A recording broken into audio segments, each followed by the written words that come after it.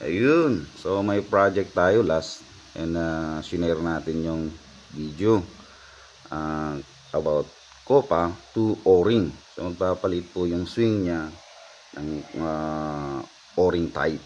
May napansin tayo. There's a reason why naman yung ating kaibigan or yung ating client is magpapapalit ng O-ring. So backfire. Pero bago tayo mag-umpisa dyan is eto, sabihin lang natin mga ka-NBAS, mga ka-Airgun, siyempre hindi may iwasan, may mga kaibigan tayo, ganito ganyan, so pwede defend natin or kung ano-ano.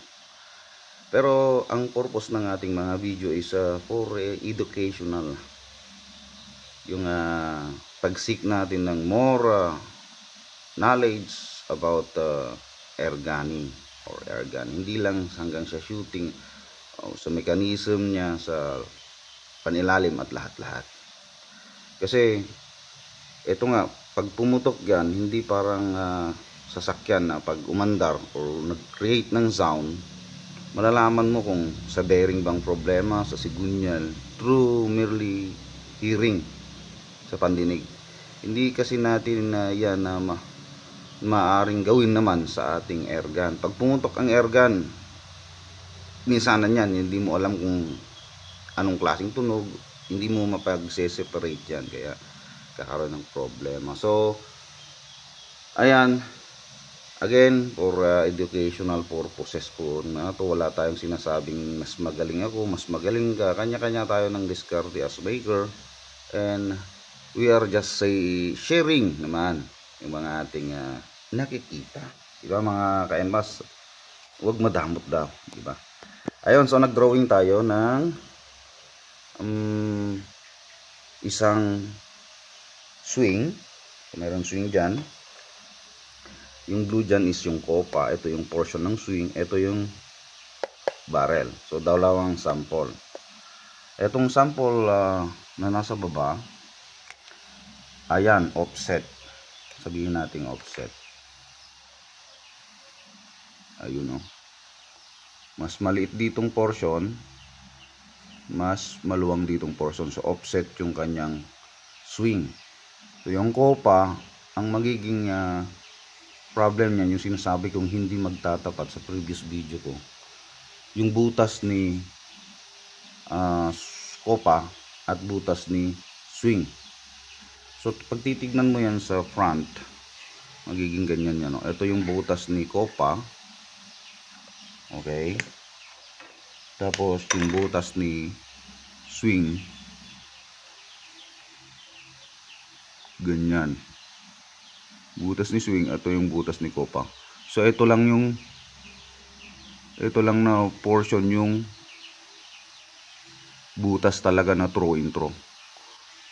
Yun at yun nagbanggaan na. Dito tayo. Dito nagbanggaan na. Yun at yun.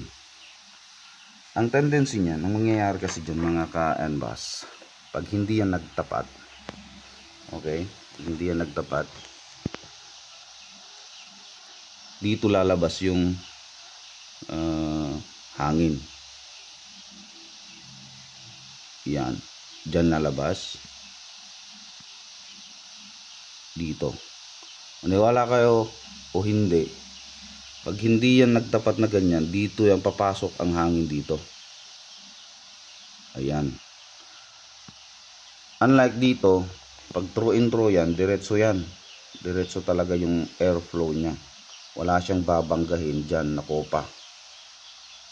Concentration ng air, papalabas, diretso yan sa likuran ng pellet or sa bunganga ng barrel.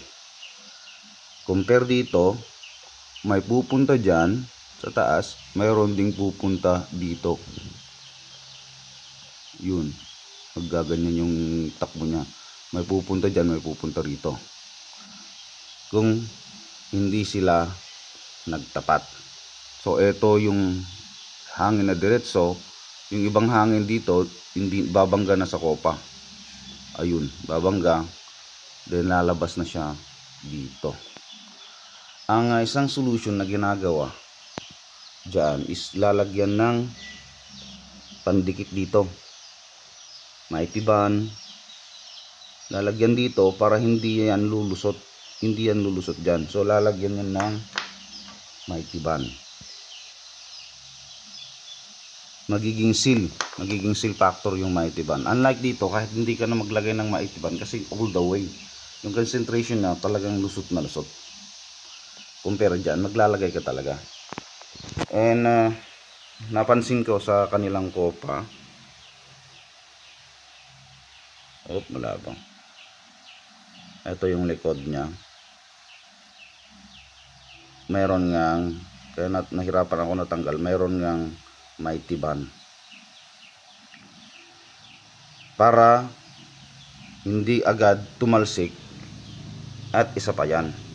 Pag hindi nagtapat talaga yan, ang pinaka number 1 na simple fix is maglalagay ka ng mighty band dyan. So pinakita ko tong kopa nila, which is pinakita ko sa previous video ko. Hindi ko lang na-discuss na mayroon din mighty band. Ayan po mga ka-MRAS. Linagyan yan na ganyan para, ayun nga ang sabi ko, hindi dyan lalabas yung backfire. Okay? Kahit isa pang pinanggagalingan ng backfire is dito. Dito lalabas. Yung tapat nito, pagbanggahan nila, dito lalabas yung backfire. Dito. Ang simple fix naman yan is i-atras mo to ng maigpit. Dapat maguntugan talaga tong portion na to. Nakapatras yung ayong barrel dito sa yung kopa. Talagang fit na fit dapat yan magatrasan para maiwasan yung backfire sa portion na yan. Okay? Kunwari yung simple fix number 1 ay ginawa mo na. Okay, simple fix number 1 ginawa mo na, tapos simple fix number 2 ginawa mo rin. Mayroon pa ring backfire, mayroong problem, magkakaroon ng hindi siya ganun ka backfire. Pero ito, hindi ko alam yung mga naka-experience na rin ng mga to, mayroon sang sound malakas, masakit na tunog sa tenga. Kasi nga yung mukha natin is malapit sa ating swing. Maririnig mo yun, masakit. Yung masingkit na tunog. Dito, dahil dito na bumabangga yung hangin dito sa kopa. Ayun. Sa offset na yan, may maririnig kang tunog. So, una is backfire. Pangalawa is yung loud sound or hindi ko ayan, may malakas na tunog or singkit na tunog na maririnig mo na masakit sa tenga. Ito ang dahilan. Ito yung cause. Yun yung produkto naman ng dahilan na yan, yung sound na yan. So 1, 2. Kahit anong gawin mo dyan, mararanasan hanggang hindi natin ginawa ito. Hanggang hindi natin ginawa to, tinama yung ganito, yung alignment ng swing butas, kopa butas, tapos ito barrel alignment, butas ng barrel. Pag hindi natin maganda yung pagkaka-align ng mga yan, may maririnig kang loud sound or backfire. Dalawa, magba-backfire yan, loud sound. Halos kung may backfire kasi halos magkapatid ang mga yan. Meron. Kung may mawawala man yung backfire, konti, malesan to konti, ito naman yung maririnig mo, loud sound sa likod. Alam ko sa mga matagal nang gumagawit ng mga hammer type or nakagamit na ng maraming klaseng uri ng hammer type at nagkakaroon ng ganito, alam ko experience na rin to kasi marami na rin akong nare-repair na ganito. Gawa ng iba, hindi ko sinasabi yung mga pangalan, pero ayun, inaayos namin. Then mayroon pang isa na simple pex number 3 para maiwasan nito itong magkapatid na yung kalaban nating mga erganero na hammer type yung mga gamit. Dapat ang butas nito mayroong size, correct size yung butas ni Copa, butas ni swing, para tumapat sa 5.5 na butas ni barrel.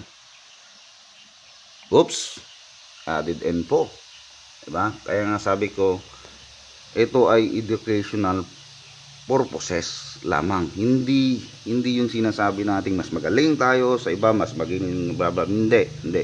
This is para maging tumaas pa yung ating knowledge sa lalong-lalo tayong mga gumagawa ng mga ergan units. Maiwasan din yung pinagawa sa kanito, tapos then pupunta na naman sa ibang mekaniko. Maiwasan mga yon. Okay? Ito ay tulungan, hindi ito sinasabing may mas magaling, hindi. Kaya sinishare ko na rin to para kahit isang simpleng erganero ka lang tapos na-experience mo rin to, alam mo na rin yung gagawin mo. Mayroon ka rin idea na pwede mong gawin. So again, back to topic. May correct sizing po ng butas ni Copa at butas nito, at lalo na tong pataas na to, para maiwasan ito. As maker, mayroon tayong dapat sizing na tama dyan, kasi kung hindi, nako, panigurado tayo dyan. Okay, asan na yung Copa? Ang Copa na pinakita ko, may size, may butas na 6 mm yung butas. Asan ka na Copa? Yun, 6 mm na butas yung sa gitna. Ora ito yung Copa, pinakita ko, malaglag yata. Ora ito yung inner ID, outer ID. Yung sample ng video or yung pinapakita ko is 6 sa kanila, 6 mm yan yung butas. Hindi po tayo gumagamit ng 6 mm na butas. May mga dahilan kung bakit. Mayroon madalan. Ayan, makakaiwas ka dyan. Pansinin nyo sinabi ko, 6 mm yan. Pansinin nyo sinabi ko, 6 mm yan. Tapos 5.5 yung butas ng ating barrel.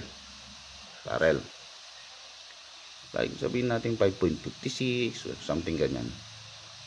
Tapos 6. Kung eto, dito tayo sa baba, wala na, nasulatan na natin lahat. Kung eto yung butas ng Copa mo is 6, tapos eto yung butas na naman ng barrel is 5.5, mas malaki yung butas na naman. Balik na naman tayo sa unang magandang sample. Dapat dyan, tapat-tapat dyan talaga. Yun, tapat. Again, tulad sa discussion natin dito, kung mas malaki yung butas ng Copa, mas maliit yung butas ni ganyan, may babanggahan na naman kahit gaano po pagdikitin, iatras yung barrel mo, ilapat mong sobra-sobra sa Copa mo. Kung mas malaki yan, si Copa, yung butas ni Copa, babangga na naman dyan, oh. So mayroon silang different na 0.5. Tama. 6 siya, 5.5 siya si barrel. Yung 0.5 na yan, babangga na naman yung hangin dyan. Kahit gaano mo kadikit yan, ganito na naman, babalik na naman tayo sa sakit, mga ka-enbas, mga ka-ergan. Lalabas na naman dito yung hangin, causing, mali, anong causing, or producing backfire and loud sound. Ayun, di ba mga ka-enbas? So, ang pinaka kwan natin dito is yung align, yung correct porting from your swing, there you go, to your Copa, until papasok yan sa chamber ng iyong barrel. yung align talaga, parallel alignment nila, dapat correct po yan mga ka-NBAS. Okay? Unlike sa sample natin dito sa kabila, correct nga yung alignment ni Copa at ni barrel, pero hindi naman correct sa starting line kung saan nag-ientrada na si hangin, si Mr. Hangin. Okay? Si Mr. Mahangin. Ayun. Babangga dyan. Correct nga dun naman. So, tiyug, ayan na naman ang problema. So, kung correct itong Copa na yan, correct nga yung alignment nga nila. Tapos, ito naman ang hindi magkatapat, problema na naman. Tiyug, sakit na naman. Okay? Ngayon, align nga silang lahat. Yung alignment, align nga. Pero mas malaki yung butas ni Copa kaysa butas ni barrel na 5.5. Tiyug, pasok na naman. Okay, so siguro simple fix number 3. So simple fix number 4 na tayo. So 4 na po yung naibigay ko na pwede mong gawin kay NBAS or kay Airgun kung nakaka-experience ka ng mga to. Ayan po sila. Ang isa pang fix, yung pinakadulo na, kung hindi mo nagawa yan or kahit anong gawin mo, kasi hindi nga naman talaga plano na kung ganyan, offset yan. Ang pinaka na lang dyan, isa pa, pero hindi na simple, mamashinin na natin. Gagawin na natin, may nakikita sa taas na sulat-sulat ko. Copa to O-ring na. Ayun, iba mga ka-NBAS. Copa to O-ring, yun naman na yung mga ginagawa-gawa natin na upgrade sa mga swing na ginagawa ng mga or pinapagawa ng mga ating kaibigan. Nasabi ko na rin yan sa ating video, yung mga video na pinost ko. Ano ba daw ang mga tanong nila is ano daw ang mas magandang maidudulot ng Copa na nga gagawin pang O-ring type. Ayun, EOS backfire. Ayun. Pero kung maganda ang ginawa natin sa ating Copa, hindi yan magbabackfire. I assure you po, 100%. Copa is good, okay lang yan, maganda rin yan. Ang atin nga lang, lumilipad si Copa. Alam ko, experience natin yan, mga hammer type user. Lumilipad si Copa, na-excite tayo sa target, bug, hindi na natin nabalik yung swing. Look, pati si Copa lumipad na rin. So, may mga ganun na experience. Diba mga ka-NBAS? Ayan, lumilipad. Isa pa yung rason kung bakit tayo nagpapalit from Copa to O-ring. Unlike O-ring type, pagbuga mo yan, hindi yan lilipad. By showing lang ng picture or drawing or yan, alam nyo na kung bakit hindi lilipad si O-ring kahit pinutok nyo naka-swing or hindi nakabalik yung swing sa barrel. Ayun! Oops! May dadagdag tayo ang kaligtaan natin. Hindi kasi ako gumawa ng listahan bago nagkwento-kwentuhan. Ito, magpalit ka rin ng Copa. I-offset mo na rin yung Copa mo. So magiging offset yan, nandyan na yung butas ni Copa. Pati na yung Copa naging offset na rin. Ayun, naging offset na rin si Copa. Mas maliit sa taas, mas malapad sa baba. Ayun, offset na rin siya. Hindi po ba mga ka-NBAS? Itagdag natin sa simple fix. Okay, number 5. Simple fix number 5, pahabol. Ayan, i-offset mo na rin si Copa. As long as hindi mawawala yung goal natin na yung alignment ni swing, butas, alignment ni Copa to barrel. Hindi yan mawawala yung correct alignment niya. Tignan nyo rito, nawala na. Ito na yung alignment ngayon. Bumangga na naman na siya sa barrel. Bumangga. Pati na yung barrel ngayon, tataas na. Basta importante, yung alignment ng tatlong yan, 1, 2, 3, ay magkakatapat. Okay? So, simple fix number 5, hindi ko na Hindi ko na napasadahan kanina. Hope mahaba yung video. Hope nakatulong tayo. Nakabigay tayo ng 4 simple fix about dito sa backfire, loud sound sa likod. So ito, sikreto sana to, pero alam nyo nga, sharing information is caring or loving.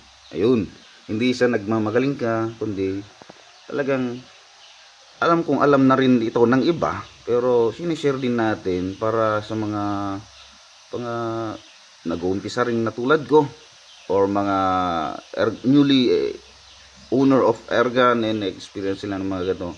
Then ito po ay magandang video para sa atin, diba mga ka-NBAS? So ayan, thank you sa pakikinig sa mahaba-haba na kwentuhan. Thank you.